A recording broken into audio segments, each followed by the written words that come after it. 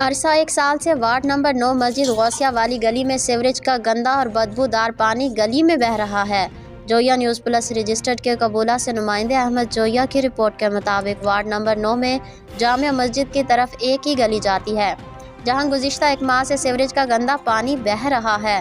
نمازی حضرات شدید پریشان ہیں۔ قرآن پاک کی تعلیم حاصل کرنے والے بچے گندے پانی میں کبھی خود گر جاتے ہیں اور کبھی راہ چلتے گندا پانی ان کے کپڑوں پر گر جاتا ہے۔ اہل محلہ بڑی مصیبت اور پریشانی میں مبتلا ہیں۔